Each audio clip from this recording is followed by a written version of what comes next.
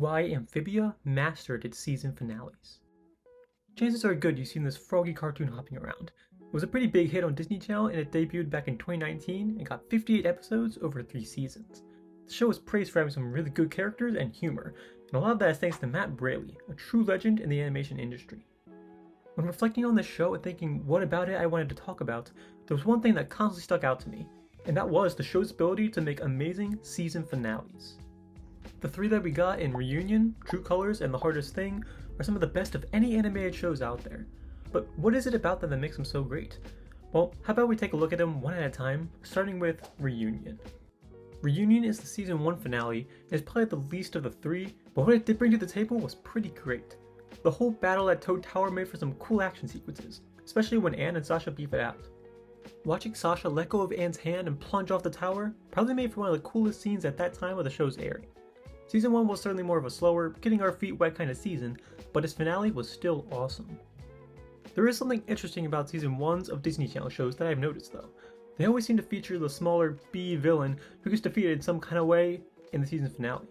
And in the later seasons, the actual main antagonist, who brings a lot more to the table, appears. Look at shows like Star vs., Gravity Falls, The Owl House, Tangled the series. All those shows have pretty decent season 1 finales, but their finales in the future seasons always are a good bit better.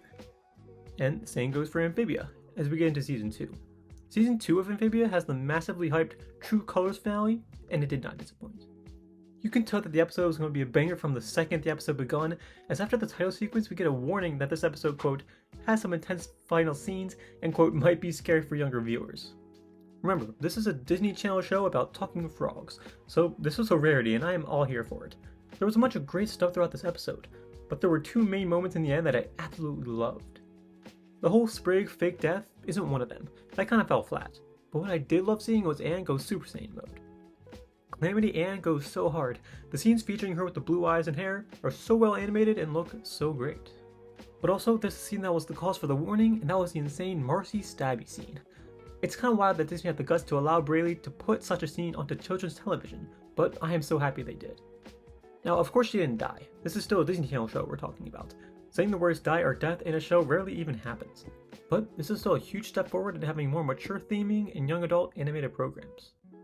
True Colors was probably my favorite finale to my favorite season of this show, but you definitely had to talk about the show's big grand finale in season 3 as well. The 3rd season saw our crew transported to Earth, and while I wasn't a huge fan of the LA setting for this show, the season's finale still delivered in all the ways you could possibly want. Anne sacrificing herself to destroy the giant eyeball-y meteor thing was pretty neat, even if a tad cliche. Seeing her face all cracked and destroyed was kinda awesome, and I mean, I guess she did technically die, but just like in the Owl House, she gets transported to a weird afterlife thing where she talks to a magical being and is able to be resurrected. All that was cool enough, but it's this episode's final 10 minutes that make it one of the best season finales of any cartoon ever. It starts with like 5 whole minutes of goodbye hugs, tears, and sad vibes. But what really makes it sad is that there wasn't any way for the girls to return, since the Calamity Box got reduced to atoms. And because of this, we were able to be blessed with an insane 10-year time skip. And it's after that time skip that things really get incredible. We see our trio as young adults now, and I absolutely love it. The coolest part though was getting to see where Anne ended up. She works at an aquarium, and specifically the frog exhibit that just so happens to be called Amphibia. She also named the little pink frog Sprig. Like, come on Braley, I'm already tearing up. Why do you gotta do this to me? I really do love it though. There's something about the finales of these 3 big Disney Channel shows that really hit different. All in this video here we're actually talking about Marcy's Journal, a follow-up book that goes into many of the awesome Amphibia bits and bobs. It is a must-have for Amphibia fans. It's like Amphibia's version of Journal 3. One tidbit of this book is worth taking a closer look at though, as it could play into future Amphibia content. And that is at the final sentence of the journal, as Marcy shares that Terry, the scientist who briefly opened a portal back to Amphibia, has some very exciting news for them. We all can speculate what that could be referring to, but the popular opinion is that the new portal to Amphibia was able to be constructed, which could mean huge things for the future of this franchise. Or, it could just be nothing. Who knows? What I do know is that Amphibia mastered its season finales.